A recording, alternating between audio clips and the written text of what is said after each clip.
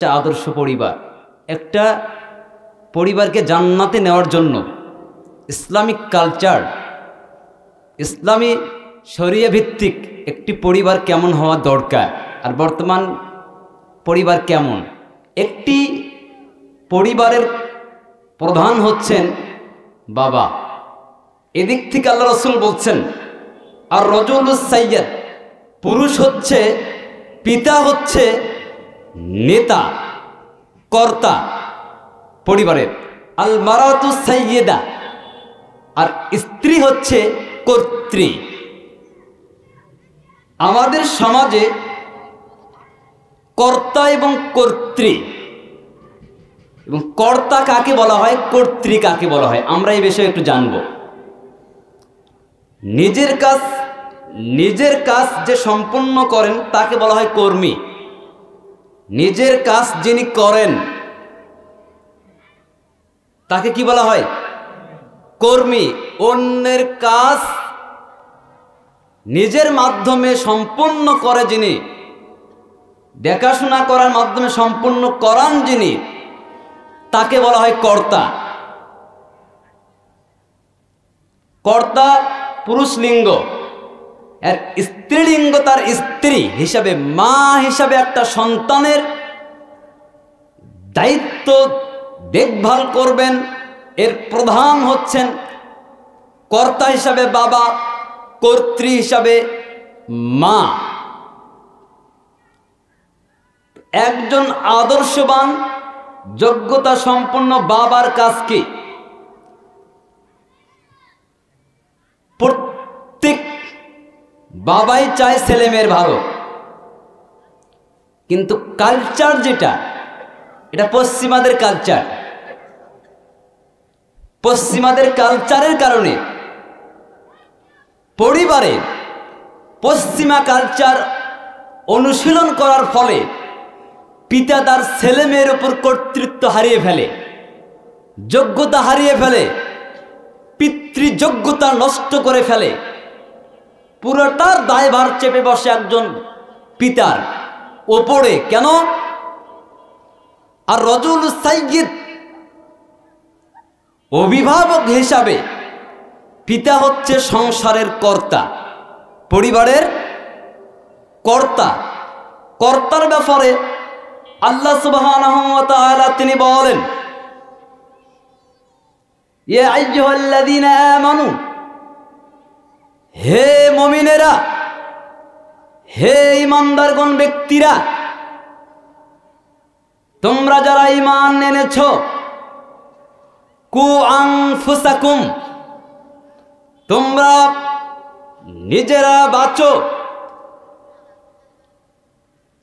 এই নিজেরা বাঁচো, তার পরের সেন্টেন্সে মহান আল্লাহ বলেন, ওয়া আহলিকুম নার, তারপরে তোমার দায়িত্ব হলো তোমার পরিবারকে জাহান্নামের আগুন থেকে বাঁচাও। নিজেকে জাহান্নামের আগুন থেকে বাঁচাতে হবে, দ্বিতীয়ত পরিবারকে জাহান্নামের আযাব থেকে বাঁচাতে হবে। এই আয়াতের মাধ্যমে প্রমাণ হয়, প্রতীয়মান হয়, আল্লাহ সুবহানাহু ওয়া তাআলা কর্তা হিসাবে পরে আগে কর্মী হিসাবে এই 3.5 হাত বডিতে ইসলাম প্রতিষ্ঠিত করতে হবে। 3.5 হাত বডিতে যদি ইসলাম ফলো না করতে পারেন, পালন না করতে পারেন, লালন না করতে পারেন, পরিবারে হাত দিতে পারবেন না। পরিবারে যদি আপনি ইসলাম ফলাতে না পারেন, আদর্শ যদি ইসলামিক আদর্শবান না গড়ে তুলতে পারেন, তাহলে আপনি সমাজের দৃষ্টি দিতে পারবেন না। মহান আল্লাহ বলেন, ইয়া আইয়ুহাল্লাযীনা আমানু লিমা তাকুলুনা মা লা তাফআলুন, হে মুমিনেরা, তোমরা কেন বলো যা তোমরা নিজেদের মধ্যে নেই। আমি বিড়ি খাই, আমার ভাইকে বিড়ি খেতে নিষেধ করলে আমার কথা শুনবে? কথা বলেন, শুনবে? আমি মদ খাই, আমার অপর ভাইকে মদ খেতে নিষেধ করলে ও ভাই আমার কথা মানবে?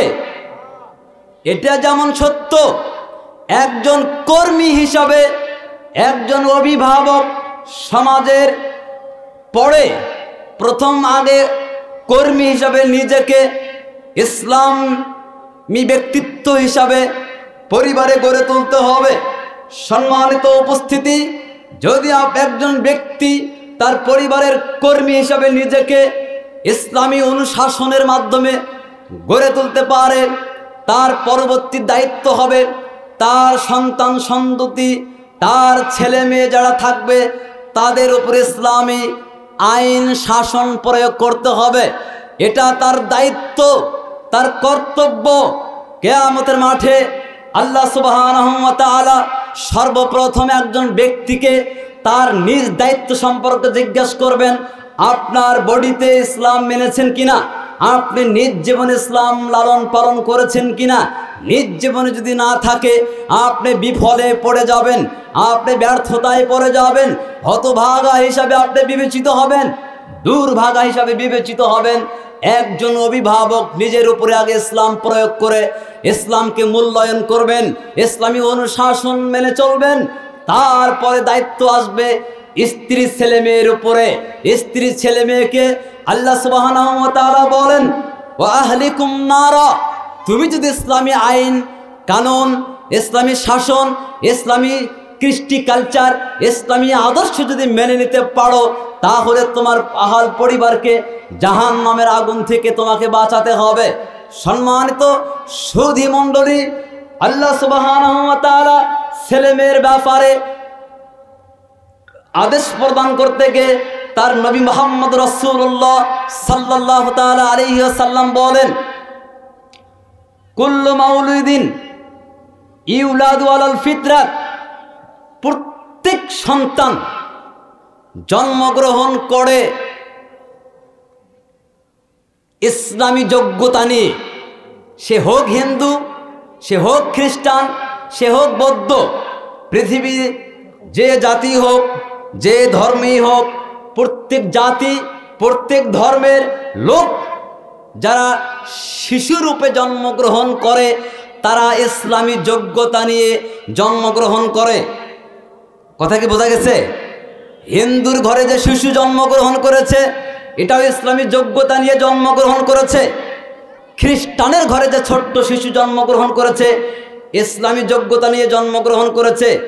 ইহুদির ঘরে যে সন্তান শিশু বাচ্চা জন্মগ্রহণ করেছে এও ইসলামী যোগ্যতা নিয়ে জন্মগ্রহণ করেছে। সম্মানিত সুধী মণ্ডলী, আপনাকে বোঝাতে চাচ্ছি যে ধর্মেরই ছোট বাচ্চা ডেলিভারি হয়ে দুনিয়াতে আসে সে ইসলামী যোগ্যতা সম্পন্ন হয়ে দুনিয়ার বুকে ডেলিভারি হয়ে আসেন।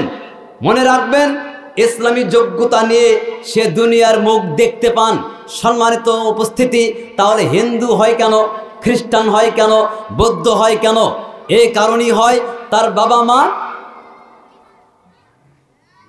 যার ঘরে হিন্দু হয় তার বাবা মা হিন্দু, যার পিতামাতা খ্রিস্টান তার সন্তান বড় হলে খ্রিস্টান হয়, যার পিতামাতা হচ্ছে আপনার ইহুদি তার ছেলে মেয়ে কি হয়? কেন হয়? কেন হয়? আল্লাহ রাসূল কুকুরের সঙ্গে তুলনা করেছেন। একটি কুকুর যখন বাচ্চা ডেলিভারি করে তখন তো সে পরিচ্ছন্ন, ঠিক কিনা বলেন? একটা কুকুরের বাচ্চা কি পরিষ্কার না, পরিচ্ছন্ন না, ফুটফুটে নয়? এগুলার বসবাস কোথায়? ছায়ের পালায়। বাড়ির ভেতরে ছায়ের পালা যেটা, বা বাঁশের আড়ালে, বাঁশের তলায় এদের বসবাস। এরা তো ভালো জায়গায় থাকতে পারতো, কিন্তু ওর বাবা মা কই থাকে? ছায়ের পালায়। সে যত পরিচ্ছন্নই হোক তার স্থান কোথায়? কারণ কার ক্যাটাগরিতে গড়ে উঠছে? পিতামাতার। কার ক্যাটাগরিতে ছোট থেকে বড় হয়েছে? পিতামাতার। কেন? একজন পিতা আসমানের তলে জমিনের উপরে বাচ্চার জন্য সর্বপ্রথম বিশ্ববিদ্যালয়। একটা মা সে বাচ্চার জন্য প্রাথমিক বিশ্ববিদ্যালয়। এখানে আপনি মনে রাখবেন, ছেলে মেয়ের বাহ্যিক জ্ঞান যেটা সমাজে চলতে ফিরতে বড় হতে এবং রিয়েল যে শব্দ সেটাকে বাস্তবায়ন করার জন্য যে জ্ঞান, সে জ্ঞানটা অর্জন করে স্কুল কলেজ বিশ্ববিদ্যালয়ে। আর আদব শিষ্টাচার আকীদা আমল দিন আল্লাহ নবী রাসূল এর ধারণা লাভ করে পিতামাতার নিকট থেকে। কেমন?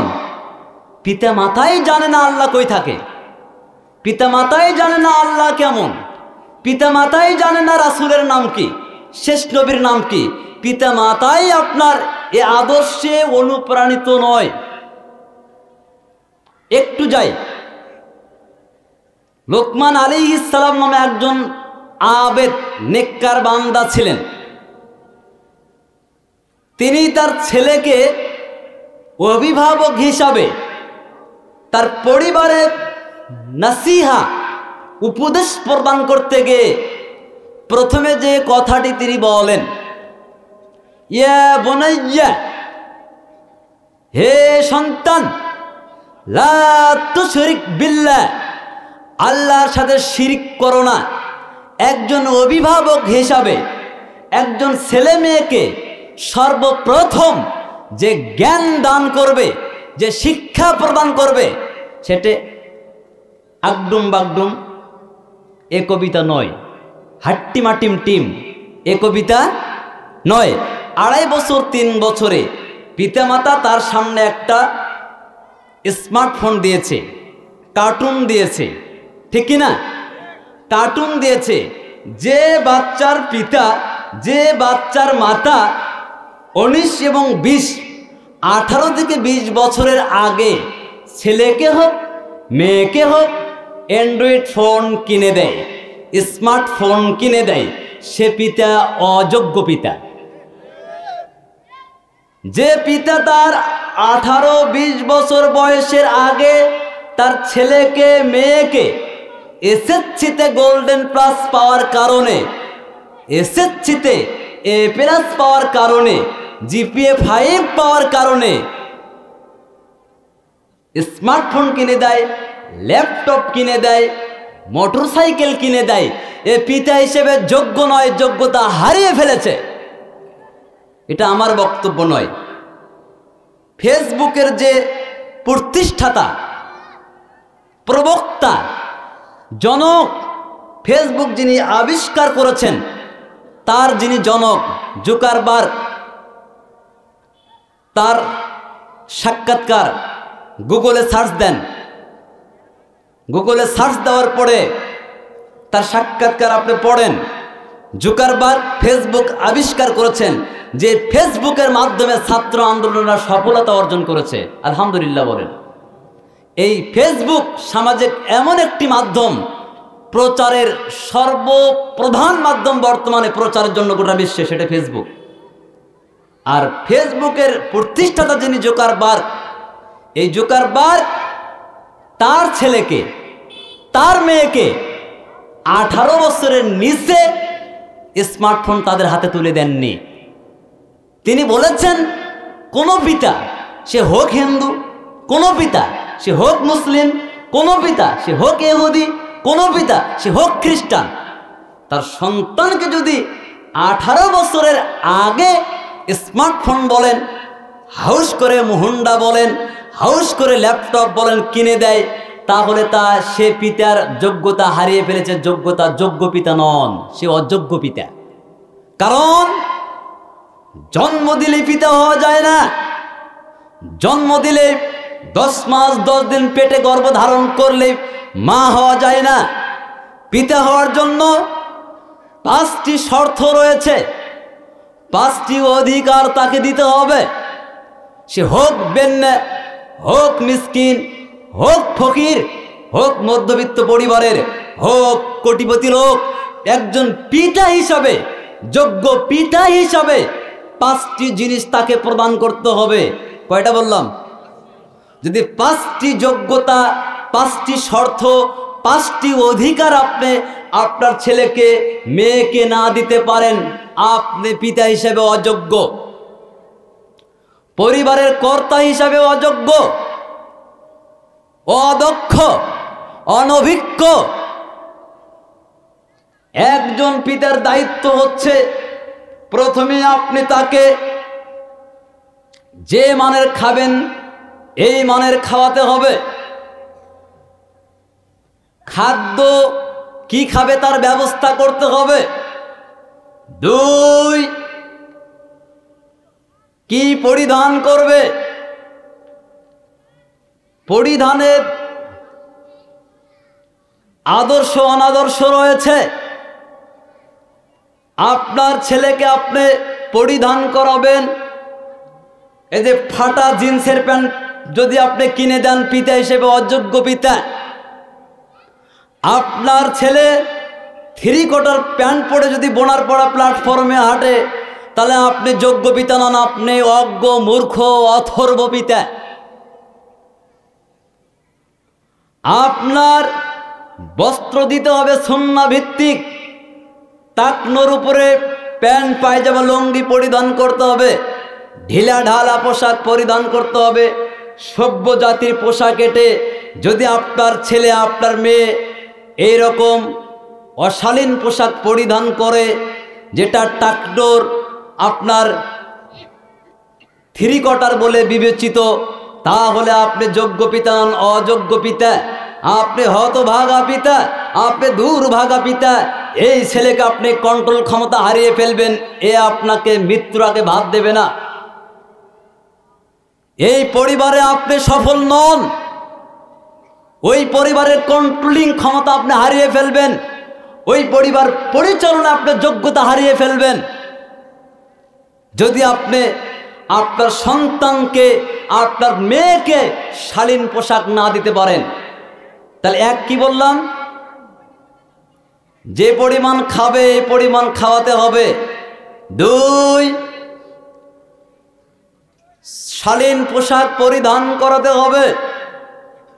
3, বাসস্থানের ব্যবস্থা করতে হবে। এই বাসস্থানের ব্যবস্থা করতে গিয়ে আপনার দায়িত্ব, পরে আলোচনায় আসতেছে আমার দায়িত্বের মধ্যে যেটা আছে, যদি আপনার 3টে সন্তান হয়, কথা মনোযোগ দেন, যদি আপনার 3টে সন্তান যুবক থাকে, তার যদি যুবক 3টে সন্তানই বিবাহিত হয়, 3টা সন্তানকে আপনি বিবাহ দেন পিতা হিসাবে, তাহলে দায়িত্ব আপনি একই বাড়িতে 3 ভাইকে রাখতে পারবেন না। যদি রাখেন আপনি অযোগ্য পিতা। ইসলাম অনুমোদন করে না একই পরিবারে একই বাড়িতে 3 যুবক ভাই বউকে নিয়ে বসবাস করবে, পিতামাতাকে নিয়ে। ইসলাম অনুমোদন করে না। এখানে পর্দা পালন হবে না, পর্দার 100% ব্যাঘাত ঘটবে। যখন এই পিতা একজন ছেলেকে বিবাহ করাবেন, তাকে সেপারেট করে বাড়ি আলাদা করে দিতে হবে। যদি ভাই ছোট থাকে দেবর হিসাবে, দেবর ভাবির সঙ্গে দেখা করা হারাম, এজন্য দেবর ভাবির সংস্পর্শে যেতে পারবে না। এজন্য বড় ছেলেকে বিবাহ দেওয়ার পরে ওই বেটার বহু সহ আপনার ছেলেকে আলাদা রাখতে হবে, আলাদা বাসস্থান, আলাদা খাবার, আলাদা পরিবেশে পরিচালনা করতে হবে, তাহলে আপনি যোগ্য পিতা। দ্বিতীয়ত, যদি আপনি দ্বিতীয় ছেলেকে বিবাহ করেন, প্রথম ছেলের মতো দ্বিতীয় ছেলেকে আপনি আলাদা বাড়ি করে দিতে হবে। দায়িত্ব পিতা হিসেবে আপনাকে দিতে হবে বাসস্থান, কোথায় বসবাস করবে। 3 নম্বরে দিতে হবে বাসস্থান। কিন্তু বাসস্থানে গিয়ে আপনাকে যদি 3 ছেলে বিবাহিত হয়, বাড়ি আলাদা 3টা হতে হবে, আলাদা সেপারেট হতে হবে। একই প্রাচীরের ভেতরে একই রুম বিশিষ্ট, মানে একই প্রাচীরের ভেতরে 3-4টা রুমে একই জায়গায় ওঠা বসা করতে পারবে? দেবর ভাসুর দেখা করা হারাম। দেবরও যেটা ভাসুরও ওঠে। আরবিতে দেবর ভাসুর বলে কোনো পার্থক্য নাই। বাংলা ভাষায় দেবর ভাসুর কথাটি আলাদা। আরবিতে দেবরও যাকে বলে, ভাসুরও তাকে বলে। আরবিতে সম্বন্ধী যেন, মানে যিনি শ্যালকও তিনি, যিনি শ্যালক তিনি সমন্ধি। বাংলা ভাষায় ডিভাইডেড হয়ে আমরা শ্যালক বলি ছোট, সমন্ধি বলি বড়, ঠিক কিনা? কিন্তু আরবিতে নেই। অতএব যার সঙ্গে পর্দা করা ফরজ তার সঙ্গে একসাথে বসবাস করা হারাম। দায়িত্বকার যদি একই বাড়িতে 3 পুত্র পুত্রবধূ সহ রাখে, এ পিতা অযোগ্য পিতা, যোগ্যতা হারিয়ে ফেলেছে, পরিবারের কন্ট্রোলিং ক্ষমতা হারিয়ে ফেলেছে, এই পিতা ডাস্টবিনে মানে নিক্ষেপ করার মতো সে যোগ্যতা রাখে। সম্মানিত উপস্থিতি, বলছিলাম প্রথমে একজন সন্তানকে শিক্ষা দিতে যে আপনার যে শিক্ষা দিতে হবে, এটা তাওহীদের শিক্ষা দিতে হবে। আগডুম বাগডুম নটন নটন পায়রাগুলি কেমন, তারপরে এই ধরনের যত কবিতা আছে, এই কবিতা থেকে আপনার ছোট্ট বাচ্চাকে বিরত রাখতে হবে। কার্টুন দেখা থেকে বিরত থাকতে হবে, সিনেমা দেখা থেকে বিরত রাখতে হবে। সম্মানিত উপস্থিতি, আপনার ছোট্ট বাচ্চাকে যদি আপনি কার্টুন সামনে দেন, তার মাথার ভেতরে আল্লাহ এক, আল্লাহর তাওহীদ ঢুকবে না। ফ্রেশ ব্রেন, সাদা ব্রেন, এই ব্রেনটার মধ্যে যদি আপনি আগডুম বাগডুম ঘোরাডুম সাজে এটা ঢুকে দেন, হাট্টি মাটিম ডিম ঢুকে দেন, তার ব্রেনতে তার মেধায় ইসলাম কালচার ঢুকবে না। অতএব আপনার ছোট্ট বাচ্চাকে আপনি প্রথমে যেটা দিয়ে আপনি গড়ে তুলবেন সেটা হচ্ছে নবীদের শিক্ষা, নবীদের কাহিনী, নবীদের জীবনী। এগুলি আপনাকে জানাতে হবে, এগুলি আপনাকে শেখাতে হবে। ইউটিউবে সার্চ দেন, দিয়ে আপনার বাচ্চার সামনে দেন নমরুদ কিভাবে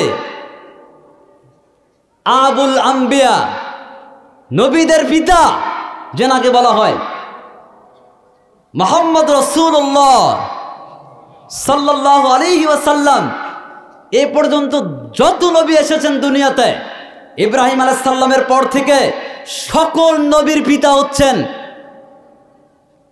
ইব্রাহিম আলাইহিস সালাম। ইনি আমাদের ইসলামী মিল্লাতের পিতা, আদর্শগত আদর্শ পিতা হচ্ছেন ইব্রাহিম আলাইহিস সালাম, আর জাতির পিতা হচ্ছেন আদম আলাইহিস সালাম। কিন্তু আমরা কিন্তু জেনারেল শিক্ষিত ভাইয়ের একটা মিছিলে দেখি এই ওই ঘোড়ার ডিম, জাতির পিতা ইব্রাহিম। তাহলে এটা আকীদা, বিশ্বাস, নির্ভেজাল বিশ্বাস রাখতে হবে। ইব্রাহিম আলাইহিস সালাম হচ্ছেন আদর্শ পিতা, আদর্শ দিক থেকে পিতা, মিল্লাতের পিতা। মিল্লাত আবিকুম ইব্রাহিম, এই মিল্লাত মানে কি? আদর্শ। সম্মানিত উপস্থিতি, তো জাতির পিতা, যার কাছ থেকে জাত, মানুষ যার কাছ থেকে উৎপন্ন, জাত তো সেটাই বোঝায় নাকি? আপনারা কি বোঝেন? কথা বলেন। জাত যেখান থেকে স্টার্ট, সেখানে তাকে জাতির পিতা বলা হবে না? তো আমাদের জাতির পিতা কে তাহলে? আদম আলাইহিস সালাম। জাতির পিতা আদম আলাইহিস সালাম। তো ইব্রাহিম আলাইহিস সালাম তিনাকে আগুনে নিক্ষেপ করলেন। আগুনে নিক্ষেপ করার পরে তিনি কিভাবে বাঁচলেন, এই শিক্ষা আপনার বাচ্চাকে দেন। তারপরে মুসা আলাইহিস সালাম, তিনাকে তার মা সাগরে ভাসিয়ে দিলেন, নীল নদে ভাসিয়ে দিলেন। কিভাবে বড় হলেন, লালিত পালিত হলেন শত্রুর বাড়িতে, ফেরাউনের বাড়িতে। ফেরাউন নির্যাতন চালালেন, আনা রাব্বুকুমুল আ'লা, সে প্রভুত্ব দাবি করেছিল। দাবি করার পরে শেষ পর্যায়ে তার যে শেষ একদম পতন, পানিতে ডুবে মারলেন আল্লাহ। কেমন? এবং মুসা আলাইহিস সালামকে 12টি রাস্তা বের করে দিয়ে মুক্তি দিলেন সাগরের ভেতরে। এই শিক্ষা আপনার বাচ্চাকে দেন। তারপরে আপনার বাচ্চাকে শিখান। ইউসুফ আলাইহিস সালাম, তাকে জেলখানায় ঢুকতে হলে কেন? মিথ্যা অপবাদ দিয়ে এই জেলখানা থেকে বেরিয়ে আসলেন। এই শিক্ষায় আপনার বাচ্চাকে গড়ে তোলেন, তারপরে আপনার বাচ্চাকে গড়ে তোলেন গোটা বিশ্বের রাহমাতুল্লিল আলামিন, গোটা বিশ্বের মডেল, যিনি হিন্দুর কাছে প্রিয়, খ্রিস্টানের কাছে প্রিয়, যিনি বৌদ্ধ ধর্মের কাছে প্রিয়, যিনি মুসলমানের প্রাণের স্পন্দন, সেই নবী মুহাম্মদ রাসূলুল্লাহ সাল্লাল্লাহু আলাইহি ওয়াসাল্লামের 40 বছরের জীবনে নবুয়ত পাওয়ার আগে ছোট্ট বালক মুহাম্মদ সাল্লাল্লাহু আলাইহি সাল্লাম তিনি যে আল আমিন উপাধি পেলেন, কেন পেলেন? ন্যায়ের প্রতীক ছিলেন, ইনসাফের প্রতীক ছিলেন, তিনি সত্যবাদী ছিলেন। এই হিসাবে তিনি তার স্বজাতি প্রতিবেশী তাকে কি উপাধি দিলেন? আল আমিন উপাধি দিয়েছিলেন। অতএব এই শিক্ষায় আপনি শিক্ষিত করেন। এক, আপনার অধিকার হচ্ছে বাচ্চার উপর আল্লাহ আপনার জিম্মাদারি প্রদান করেছেন, জিম্মাদারি দিয়েছেন, দান করেছেন। আপনাকে পিতা হিসাবে, যোগ্য পিতা হিসাবে আপনার ছেলের উপর দায়িত্ব, মেয়ের উপর দায়িত্ব। এক, যে মানের খাবেন ওই মানের খাওয়াবেন। দুই, আপনি যে মানের পড়বেন সেই মানের পড়াবেন, মানে যে মানের কাপড় পরিধান করার কথা বলছি, যে মানের কাপড় পরিধান, বস্ত্র পরবে পরিধান করবেন, ওই মানের বস্ত্র পরিধান মানে করাতে হবে। তিন, আপনার বাচ্চাকে শিক্ষা দান করতে হবে। এই শিক্ষা কোন শিক্ষা দিবেন এটা আপনার ব্যক্তিগত বিষয়। আপনি অক্সফোর্ড বিশ্ববিদ্যালয়ে পড়াবেন, মিশর আজহার ইসলামী বিশ্ববিদ্যালয়ে পড়াবেন, বুয়েটে পড়াবেন, রুয়েটে পড়াবেন, চুয়েটে পড়াবেন, এগুলো আপনার স্বাধীনতা রয়েছে। তবে আপনার এর আগে আপনাকে কোরআনের জ্ঞানে তাকে শিক্ষা দিতে হবে, কোরআনের শিক্ষা দিতে হবে। এই কোরআনের শিক্ষার মাধ্যমে আপনার বাচ্চার যে ভিত্তি এটা মজবুত করে আপনাকে গড়ে তুলতে হবে। মনে রাখবেন, কোরআনের ভিত্তি হচ্ছে মজবুত। এই ভিত্তি যদি আপনার দুর্বল হয়, পরিবার আপনার ধ্বংস হবে। যদি আপনার ভিত্তি যদি নড়বড়ে হয়, পরিবার ধ্বংসের দিকে ধাবিত হবে। এই পরিবারের কন্ট্রোলিং ক্ষমতা আপনি হারিয়ে ফেলবেন। অতএব শিক্ষার অধিকারে যে আপনি ডক্টর বানাবেন না ইঞ্জিনিয়ার বানাবেন, কি কোন শিক্ষা শিক্ষিত করবেন ব্যক্তিগত ঐচ্ছিক বিষয়। তার আগে আপনাকে কোরআনের শিক্ষায় শিক্ষিত করতে হবে। সম্মানিত উপস্থিতি, আদর্শবান পরিবার গঠনের জন্য হোক আপনার ছেলে, হোক আপনার মেয়ে, লা তুশরিক বিল্লাহ, লোকমান আলাইহিস সালামের মতো ভালো একজন ব্যক্তির নামে আল্লাহ সুবহানাহু ওয়া তাআলা তার ছেলেকে যে পরামর্শ দিয়েছিলেন, সেই পরামর্শগুলোকে আল্লাহর কাছে এতই পছন্দ হয়েছিল, এতই লাইকেবল হয়েছিল। এই পছন্দ লাইকেবলের কারণে আল্লাহ সুবহানাহু ওয়া তাআলা সেই লোকমান আলাইহিস সালামের ছেলের প্রতি যে উপদেশ, নসিহা, এটাকে কোট করে, রেকর্ড করে, সংরক্ষণ করে আল্লাহ সুবহানাহু ওয়া তাআলা নবী মুহাম্মদ রাসূলুল্লাহ সাল্লাল্লাহু আলাইহি সাল্লামকে কোরআন নাজিল করার সময় তিনি একটি লোকমান নামে সূরা আল্লাহ সুবহানাহু ওয়া তাআলা নাজিল করে এই ছেলের যে উপদেশ আল্লাহ সুবহানাহু ওয়া তাআলা কোরআনে ঘোষণা করে দিলেন। সেখানে বলা আছে, সন্তানকে যে সর্বপ্রথম জ্ঞানে শিক্ষাদান করবেন, শিক্ষাটা হচ্ছে তাওহীদের শিক্ষা। কিসের শিক্ষা? তা আমাদের ছেলে মেয়েরা কি তাওহীদের শিক্ষা জানে? ওর বাবা মা তো শিরকের মধ্যে ডুবে আছে। ওর বাবা মাই তো তাওহীদ বোঝে না কাকে বলে। লা ইলাহা ইল্লাল্লাহ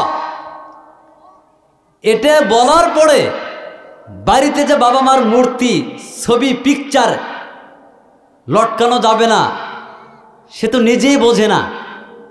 তার বাচ্চার ছবি ওয়ালমেটে ধারণ করে ঝুলিয়ে রাখছে, তাহলে তাওহীদ তার মধ্যে আছে?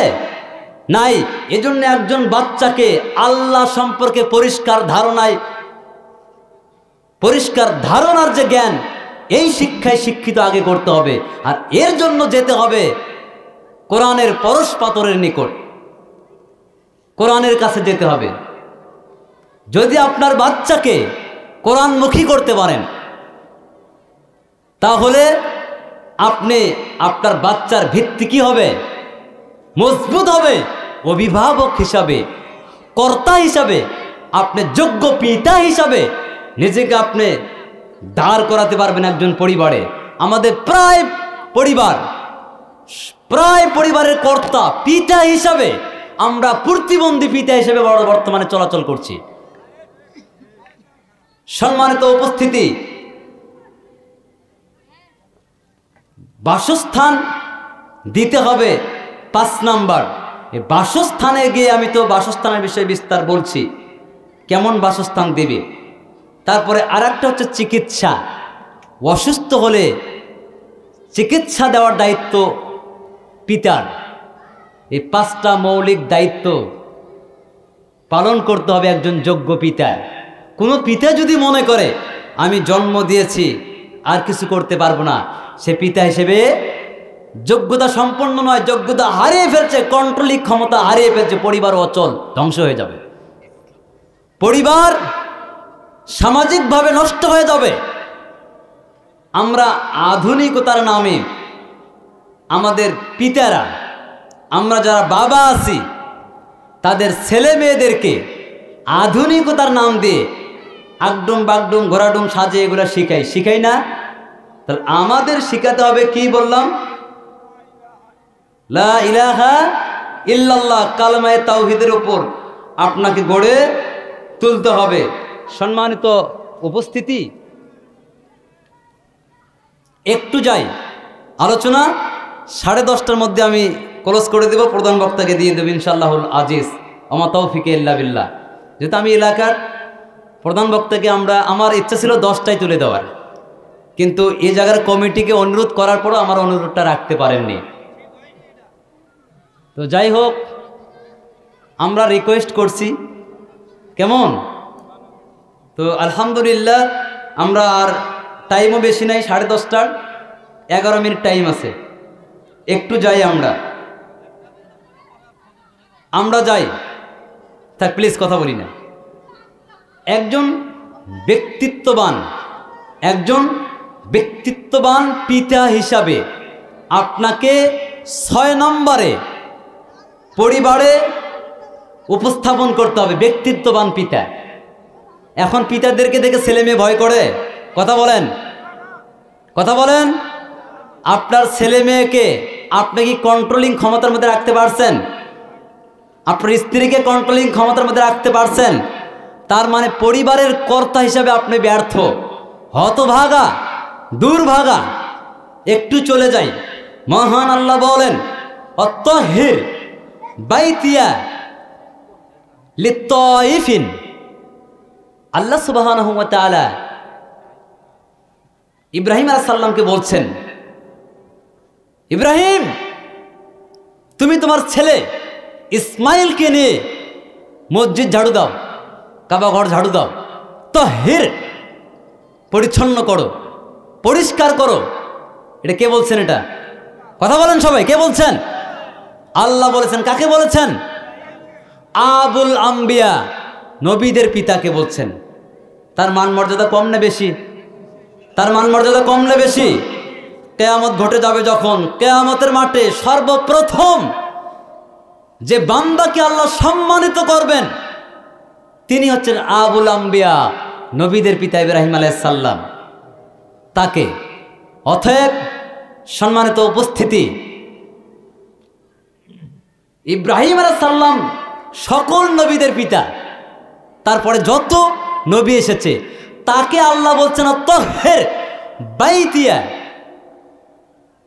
লিত্তাইফিন। ইব্রাহিম, তুমি তোমার ছেলে সহকারে কাবাঘর পরিচ্ছন্ন করো, পরিষ্কার করো। এখনকার যারা মসজিদ ঘর যারা ধুয়ে দেয়, মুছে দেয়, পরিষ্কার করে, মসজিদের যারা খাদেম তাদেরকে টুটকা, ঘুষখোর, সুদখোর কমিটির লোকেরা ধমক দেয়, এই বেয়াদব, এদেরকে বহিষ্কার করতে হবে। ইমামদেরকে গলা ধাক্কা দেয় এই সুদখোর কমিটির লোক, এই ঘুষখোর কমিটির লোককে মসজিদের কমিটি থেকে বহিষ্কার করতে হবে। ঠিক না বেঠিক? সম্মানিত উপস্থিতি, তাহলে নবীদের পিতা ইব্রাহিম আলাইহিস সালাম কাবাঘর পরিষ্কার করেছেন, করছেন,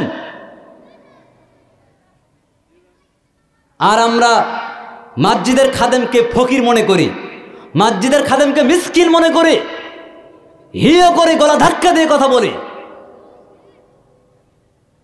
মসজিদের খাদেম, এ খাদেমের মান, এ খাদেমের মর্যাদা আবুল আম্বিয়া ইব্রাহিম আলাইহিস সালামের ওই খেদমতের কারণে সমান মর্যাদার অধিকারী হবে কিয়ামতের মাঠে। সবচেয়ে সম্মান, সবচেয়ে মর্যাদা হাসরের ময়দানে যার বেশি হবেন সাধারণ বান্দাদের মধ্যে, তিনি হচ্ছেন মুয়াজ্জিন। মুয়াজ্জিনকে গলা ধাক্কা দেয়, মুয়াজ্জিনকে অপমান করে। তারা কারা? যারা এই ঘুষখোর, সুদখোর, মদখোর, গাঁজাখোর, বেনামাজি কমিটির সদস্যরা। এরা অযোগ্য, অজ্ঞ। এদেরকে মসজিদের কমিটি থেকে বহিষ্কার করা অত্যন্ত জরুরি হয়ে পড়েছে। তারপরে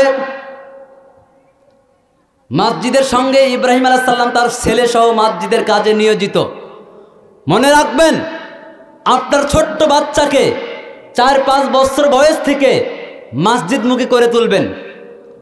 প্রতিদিন 5 ওয়াক্ত সালাতে মসজিদে নিয়ে আসবেন।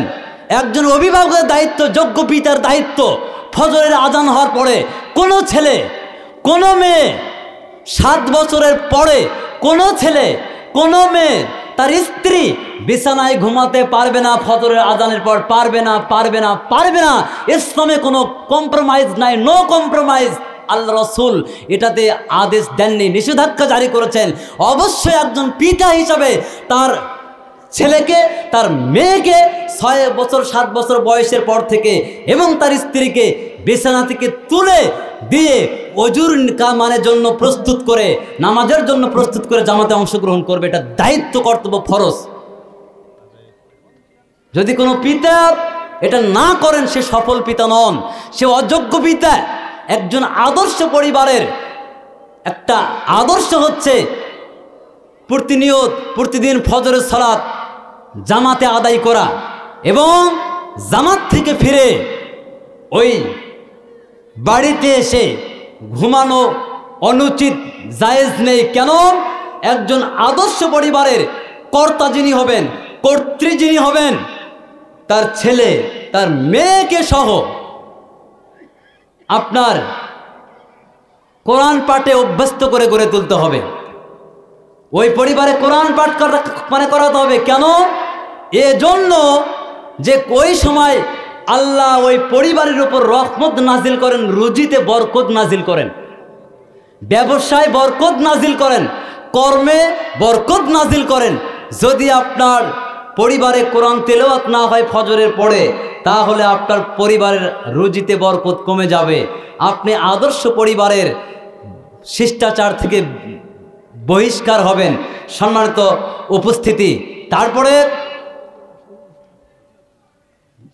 আপনি যদি আপনার বাড়িতে আদর্শ পরিবারে আর একটি বৈশিষ্ট্য হচ্ছে বাড়িতে মেহমানদারি করা। কম হোক বেশি হোক মেহমানদারি করতে হবে। আদর্শ পরিবারে আর একটি গুণ হচ্ছে যথাসাধ্য ভিক্ষুক এলে তাকে ভিক্ষা প্রদান করতে হবে। কোনো ভিক্ষুককে ধমক দিয়ে কথা বলতে পারবেন না। কোন ভিক্ষুক ধোঁকাবাজ, কোন ভিক্ষুক প্রতারক, কোন ভিক্ষুক আপনার এমনিতে সেজে আসছে ভিক্ষা করার জন্য, এদেরকে আপনি ধমক দিয়ে কথা বলতে পারবেন না। একটা আদর্শ পরিবারের উচিত হচ্ছে ওই পরিবারকে আপনি অবশ্যই তাদের আদর্শ একটা হওয়া দরকার যে ভিক্ষুক যেই হোক না কেন, যদি দ্বারে চলে আসে হাত পাতায়, তাহলে তাকে ফিরিয়ে দেওয়া যাবে না। ওয়া আম্মা সাইরা ফালা তানহার, মহান আল্লাহ বলেন ভিক্ষুককে ধমক দেও না, ধমক দিয়ে কথা বলা যাবে না। আপনি যদি ভিক্ষুককে ধমক দেন, তাহলে আপনি ইসলামী আদর্শ থেকে বিচ্যুতি ঘটে যাবে, আপনার ইসলামী আদর্শের বিপরীত কাজ করবেন। অতএব আল্লাহর আদেশকে উপেক্ষা করে সফলতা অর্জন করতে পারবেন না। সম্মানিত উপস্থিতি, যে ভিক্ষাটা আপনি দিতে যাচ্ছেন 10 টাকা, 5 টাকা, 1 কেজি চাল, হাফ কেজি চাল, 1 পোয়া চাল, এটা আপনার ছোট্ট বাচ্চাকে দিয়ে দেন। আপনার ওই বাচ্চা দেওয়ার অভ্যাসে গড়ে উঠুক। যাকাত যেটা দেবেন আপনার ছোট বাচ্চাকে দিয়ে দেন। আপনি মসজিদে একটা ফ্যান দান করবেন, ছোট বাচ্চার হাত দিয়ে দেন। আপনি মসজিদে 1 বস্তা সিমেন্ট দান করবেন, আপনার একটা বাচ্চাকে শো করে দেন। আপনি মসজিদে একটা 500 টাকা দান করবেন, ছোট বাচ্চার হাত দিয়ে দেন। ওই বাচ্চার আপনার মানে জীবদ্দশায় ওই বাচ্চাকে ওইভাবে গড়ে তোলেন।